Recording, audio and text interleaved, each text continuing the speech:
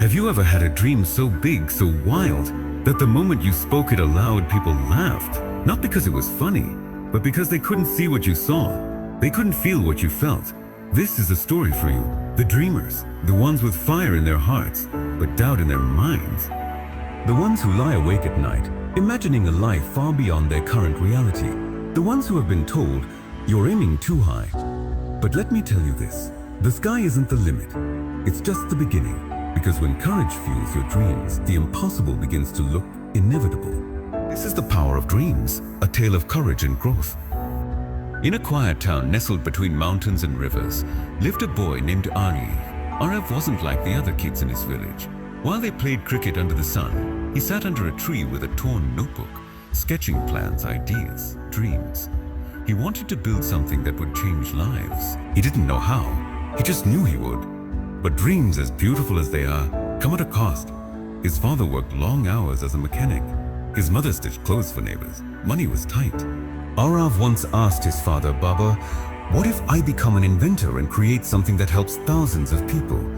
His father looked at him, tired eyes softening. "Son, people like us, we fix things, we don't invent them." But Aarav didn't believe that. At 16, he found discarded electronics in the town's junkyard. Old phones, broken radios, cracked solar panels. He brought them home piece by piece, like buried treasure. At night, when the village slept, he studied. Not in fancy classrooms, but on his second-hand phone with a cracked screen reading PDF, watching tutorials, learning English just to understand foreign articles. He taught himself circuits, coding, and clean energy, word by word, failure by failure. But every breakthrough came with a breakdown. His friends mocked him. "Why waste time on trash, Aarav?" His uncle laughed. "He thinks he's the next Elon Musk." Even his teachers warned him, "Dreaming is good, but be realistic. Focus on getting a job." That word, realistic, cut deep, because to him dreaming was realistic. It was the only thing keeping him alive. At 18, Aarav built a small solar-powered lantern using scrap parts. He gifted it to an old woman in the village who had never known light after sunset. The next day, her smile lit up the entire street. And for the first time, Aarav felt something bigger than success. He felt purpose. That one lantern turned into 10, then 20. Soon, nearby villagers began asking for them. Aarav started a small workshop. No funding, no connections, just grit and vision. He named his initiative A Ray of Hope. But success isn't a straight line. A year later, a storm destroyed his entire workshop. Everything gone. Burnt wires, shattered glass, ruined dreams. That night he sat alone staring at the ruins, tears streaming down his face. He thought of quitting, of walking away. But then he remembered the old woman's smile and the hundreds of kids who had studied under the light he brought them. He stood up. "They can destroy my work," he whispered, "but they can't destroy my reason." Aarav didn't rebuild alone. This time, the village, they donated what little they could. People brought tools, wood, food, anything to support his cause. His story spread. Local media caught on.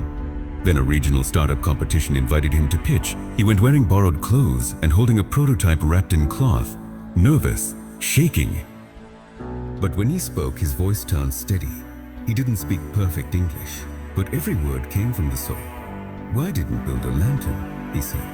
"I built a chance for a child to study, for a mother to cook at night, for a grandfather to feel safe in the dark." The judges didn't see a village boy anymore.